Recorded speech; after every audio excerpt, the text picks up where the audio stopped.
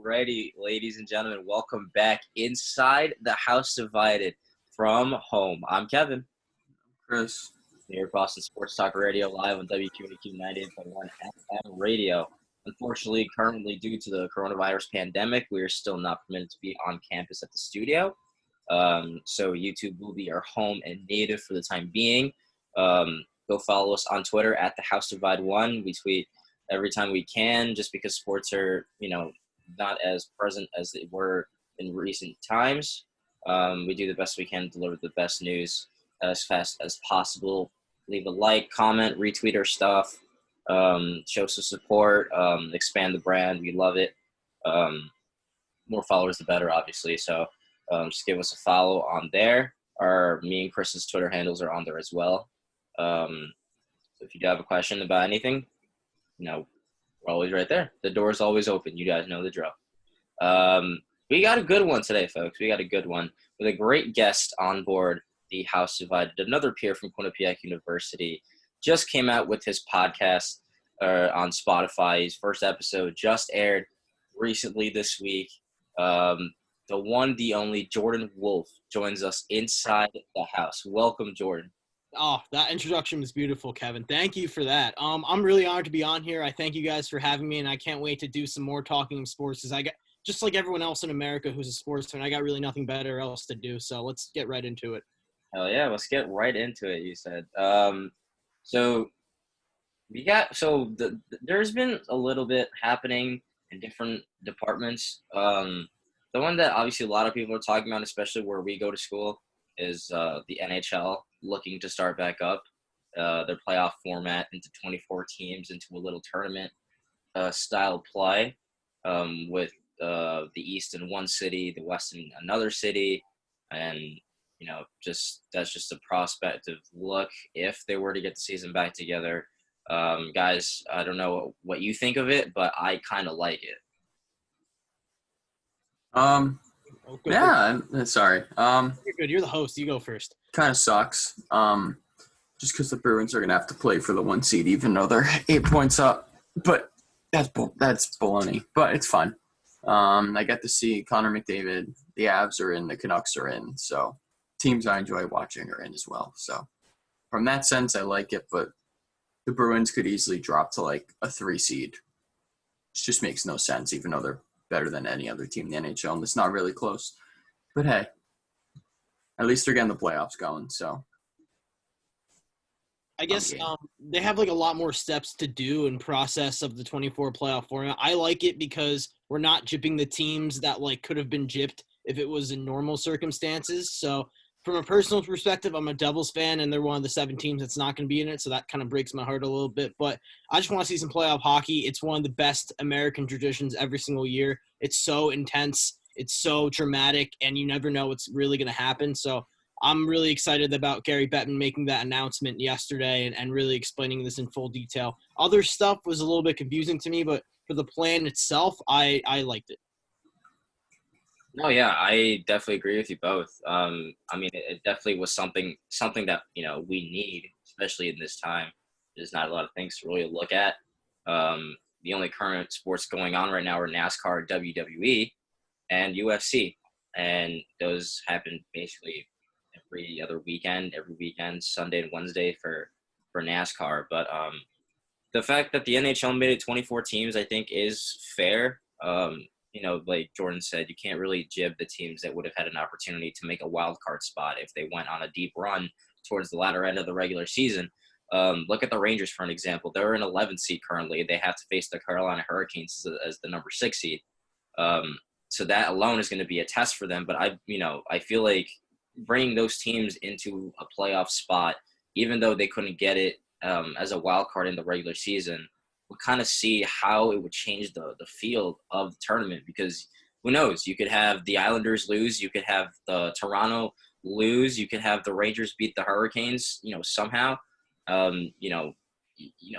Especially in the West too. Like there are other teams there that, they could be doing great against good teams or maybe bad against bad teams. It's a trend that happens, from time to time. But like this tournament is going to be really telling of what team is really in better shape, especially since they've been away from the ice for a long time.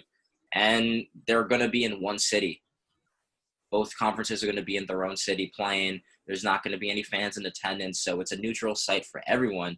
And that alone is going to be very tough for, all 24 teams that are going to go because, you can only do so well at home ice. The Bruins are amazing at the TD Garden. Rangers are great at the Garden. The Islanders are great at the Coliseum. But, if they're going to be those higher seeds, have the home jersey on, but they're not really home and they're not going to have fans behind them, that's going to be a real test to see what the players really feed off. It's going to be a test of talent. And I really think that it's going to be one for the ages. It's going to be a unique look for the NHL. So, we have to wait and see. Obviously, it's not set in stone because we still have to wait if they're actually going to go forth with the tournament. But I think it's something that, obviously people need to see, people want to see. It's just going to be different, especially since soccer just went back up and in Germany and there's no fans there. So you also have to promote social distancing and, all that kind of stuff when you score a goal or whatnot. But at the end of the day, it's sports, and something that you can't really control, I guess. But I don't know. I'm excited. I really am excited. I'm glad Gary Bettman made that announcement. And hopefully the Rangers go far. I know they won't, but, just really hope the Bruins don't. One thing I want to see is if the Rangers play the Hurricanes, please bring the Hurricanes emergency goalie in the game. That would be hilarious again because when he did come in the game, that was awesome, especially his wife's reaction on Twitter. So I would love to see that in the playoffs. Probably not because Peter Mrazek's going to be good by then, but still, there's just a fun for thought. David Ayers? Yeah, bro. Yes. Love that, man. Sarah Ayers just had the best reaction you could have had for a wife whose husband just decided from one night became from a normal working man into a superstar on Twitter. So good for him. Yeah, I'd want that kind of wife in my life. I don't know about you, Chris. Yes. Yes? I mean, I'm just kind of like Bruins best team in the league, and they don't even really get home ice because there is no home ice. They don't really get the first seed, and even if they did, it doesn't matter. It's like if they were an 8 seed, this crap wouldn't happen. No, but they're the best team in the NHL, and now there's no fans, and the playoffs are cool, but it just no fans just really kind of sucks, and there's no fans for no reason, but that's fine. That's one way of looking at it. It's like, wow, best team in the league. Nobody gives a rip because now it doesn't matter. It does because you get to play an easier team, but it's the freaking NHL. What the hell easier team are you expecting to find? Unless they play the Leafs, then that's an easy win. Besides them, I could lose to the Canadians. Who knows? Yeah, Montreal 12 seed. So the question I have for you guys is if someone wins, because I've heard this argument all over Twitter, do you think they deserve an asterisk or do they not deserve an asterisk? I'm saying for the Stanley Cup winner. They don't because it's not their fault. Ooh, okay, that's definitely one side of it. They also don't because in the playoffs, you don't have 24 teams. You have 16 teams. You don't play as many opponents. You don't have to play as many teams. You don't have fans to support you. You're not at home, so it kind of proves your talent. It kind of proves how good in shape the team is during the time. So I wouldn't think they deserve an asterisk. A team that deserves an asterisk is a team like the Astros. Oh yeah, that's for sure. That's for sure. I totally 1,000% agree with you there. I'll make any jab and jibe I want at that, especially talking about collarbone tattoos. But that's for a different podcast and a different day. So what to do in the World Series over the Yanks and.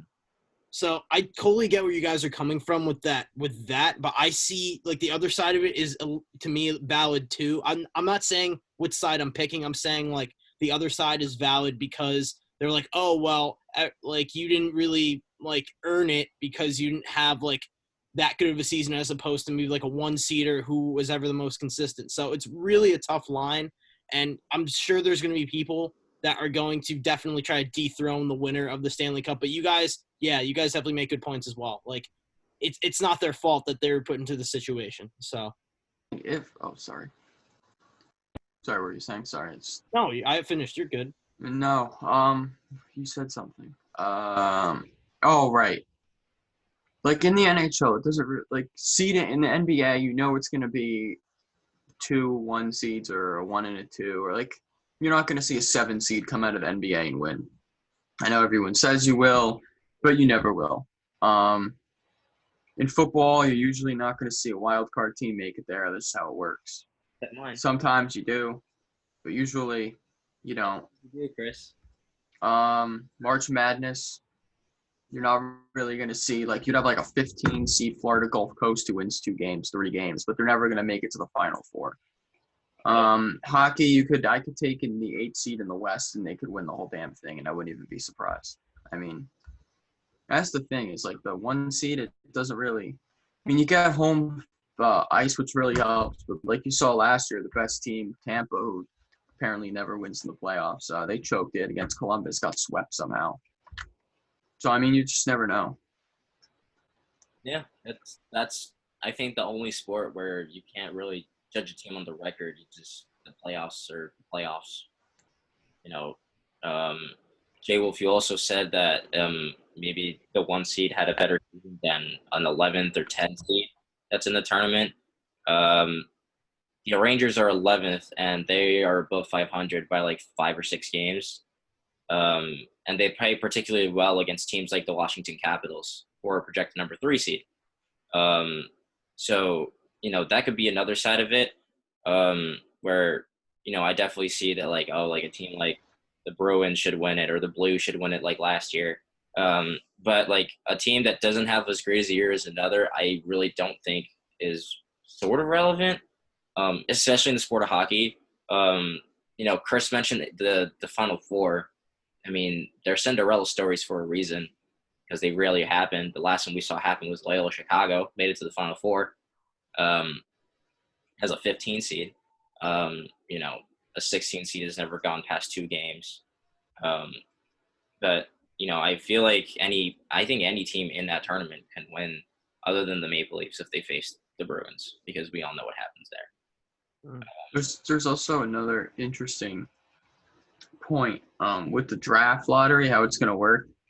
You could have the Maple Leafs lose in the first round, and they could have a chance at the number 1 pick. Slightly odd, but okay. Yeah. Stupid. Because like now you give like a chance to a team that this doesn't usually happen in sports, right? A team that made it to the playoffs and a team that had a really good season get a really high pick, so they don't even lose out anything. They even get like a better pick with it. So you don't see that ever. That's the whole thing with tanking, right? It's like you want to be bad, so you get that number 1 overall pick. But now hockey with this draft format, like you can just eliminate that whole thing, and then you can have a team that's really good or like right there or close to making the Stanley Cup, get that coveted player that bad team was building them for, and that's all going to shreds because of the situation. So I also think it gives a chance to win the Stanley Cup. I would do anything for a couple extra hockey playoff games. But, like, do the Canadians really deserve to be in the playoffs? No. That's my one thing. You should have just kept the 8, or maybe do like a Play-in tournament, maybe? Yeah, 7, 8, 9, 10. Each conference play-in tournament. Or the West would probably be harder because there's like 50 teams in the West who are good and close. East, not really, but yeah, it's just like, do the Canadians deserve a shot? No. They're terrible. Why are they in there? the Canadians. I love that's how the team you targeted is just the Canadians. Yeah, because the Bruins could face the Canadians. Good luck facing Carey Price, I guess. I mean, I don't know. Carey Price, garbage.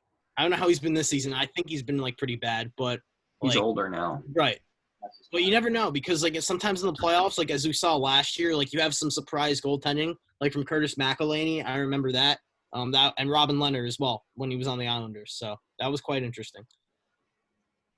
Yeah. Yeah. Give me the Bruins. I think the Bruins win it again. Or win it. Oh boy. Blues are not winning it again, by the way. The West is way too deep. I could pick 6 or 7 teams in the West who could win it. The Canucks can't. The Oilers can't. They're good teams, but goaltending is awful. But get to see McDavid in the playoffs, so I'm chilling. Tell me, man. This Connor McDavid, because I'm a huge baseball fan. It's just like Mike Trout, right? He's been so good for so long. He's never had that team to surround him to make it to the next level until now with guys like Leon Draisaitl, especially for the Oilers. So I'm happy to see for him that. And for the Angels' sake, I want to see if Ohtani and others and like Rendon can step up for them. So Yeah, baseball is just – I think baseball is so stupid. You could just spend however much money you want.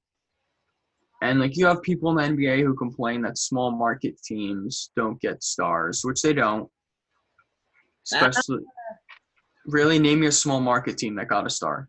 Oklahoma City had Kevin Durant, Russell Westbrook, and James Harden at a time when they were growing their careers. Now Steven Adams is a center superstar. Steven Adams is not a superstar. When I think of the NBA, I don't think of Steven Adams. I never said you think of him. You just said small market teams don't get really good players. Through free agency, they don't, no. Okay, well, that's a different topic. I'm talking. You just said in general, small market teams with really good. Okay, well, small market teams could draft whoever the hell they want. It's not the point. Like Zion's gonna be out of New Orleans once his rookie contract's over, and he'll probably go to No doubt. It's the same thing with baseball. Like, you're not gonna go see. Okay, some players will sign for extremely large amounts of money other places because baseball players are greedy and idiots, and they don't even really give a rip about winning. But Garrett Cole's not gonna go play for the Miami Marlins. Yeah, he'll play for the Yankees. Look at that. Let's just take the money and just throw more out there. Ooh, look, we have the most money. We can spend the most money. Look at us go. Yippity-yoo-dah. it's quite the flex. Who cares? I'll say this from a small market perspective in baseball, like as we've seen, like from the Cubs and the Royals, like they've had to build a homegrown talent to actually have a chance to win the World Series. The Royals, dude. Yeah, I remember when they were relevant for that 1 year. They had homegrown talent like Hosmer and Moustakas, and for the Cubs they had Anthony Rizzo, Chris Bryant. So you have to have guys that are really good that you have to build within your farm system because Chris is right. You can't really compete with those big market teams. There's a huge imbalance. Alfonso Soriano, yeah, they had the boys. I don't know if that's the year I'm talking about. I'm talking about like. Yeah, you're definitely not talking about the same year there. Okay, but what I'm saying is that with these teams, you have to build homegrown talent in order to really have a chance to beat with the bigger market teams who get to get bigger market players, like Chris is saying, because that does happen. You see that happen. Yeah, and that's why baseball sucks. All you really need is money, and you have a good team.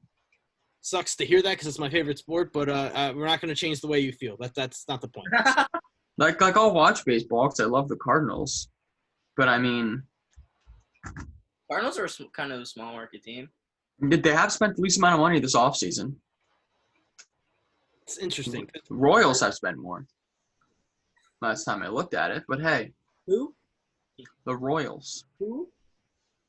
Oh my gosh.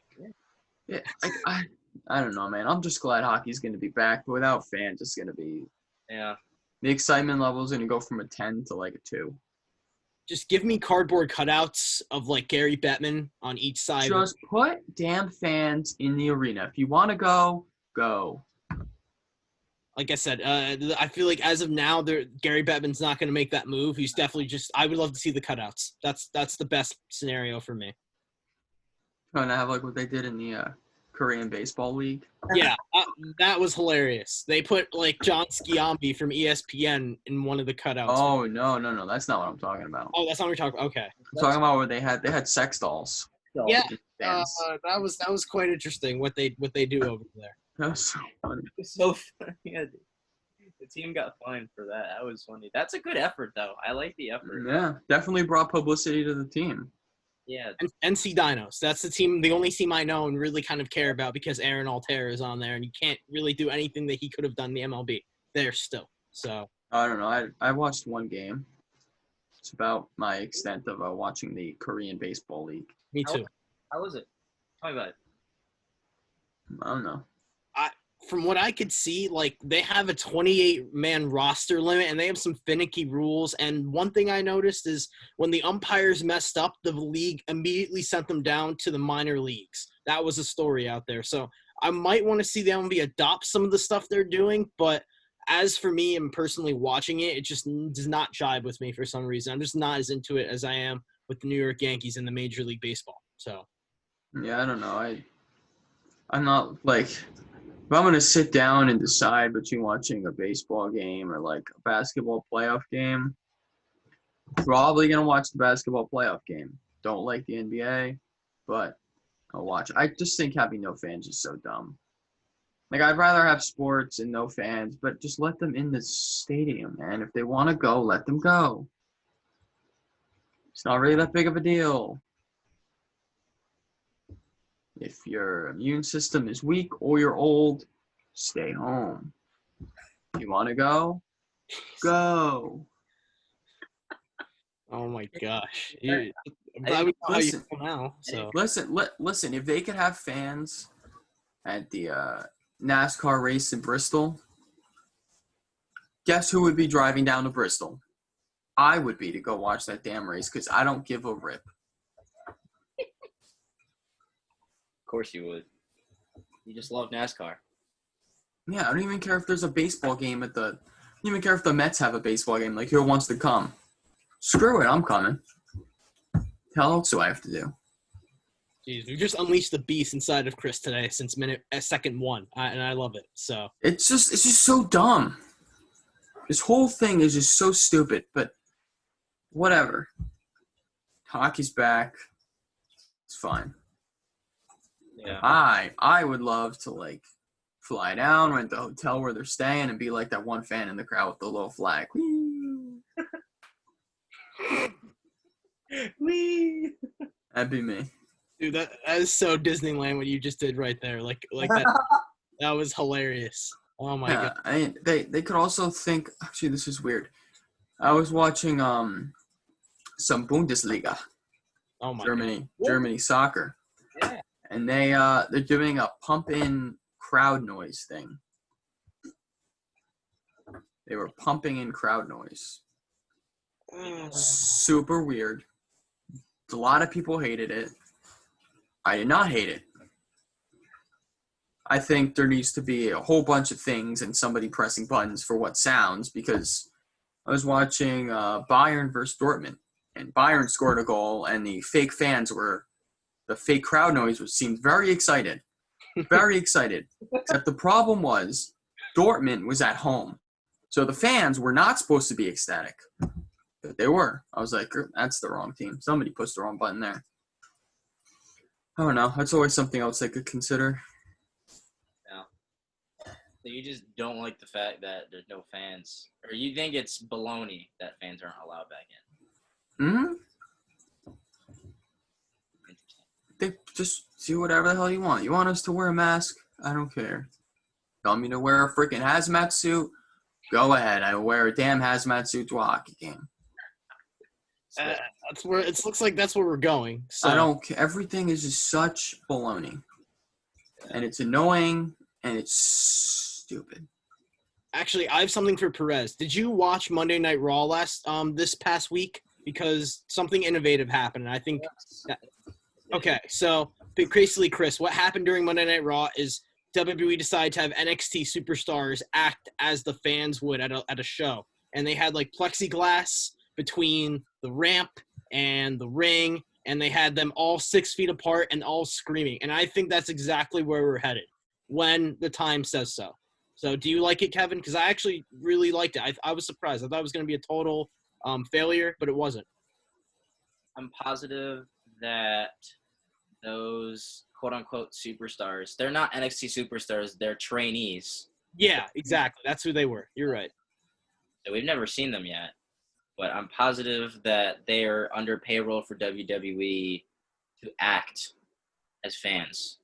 I don't think – well, obviously the fans obviously have their hearts towards certain superstars, but I'm positive that it would feel a lot better if you know there was a lot. I noticed them, but I didn't hear a lot of screaming or a lot of oohs and ahs, and just something that you need for a WWE match. But I do like the concept. I saw it, like, you see people there up against the glass, then 6 feet apart where the stupid tape measure is. Just with their shirts in, their shirts tucked out, but their Bobby Lashley or Drew McIntyre shirts or Monday Night Messiah shirts, like, going crazy. I really do. I do like it just because it's a step in the right direction. I still think that it's dangerous to go out there because you can attract it everywhere. That's why Roman Reigns, who is a top guy, one of the top guys in the business, decided to call it quits when he was winning because of the virus. So that's something to look at. But I do like where WWE is going. I think it's smart on Vince McMahon's end, and it's definitely something that is going to be looking to increase in the near future. So yeah. For sure, man. You just took basically all the words out of my mouth. I'm not going to say anymore because Chris looks like he's going to pass out from all this talk. So we'll move on to something else. So, no, it's just so dumb.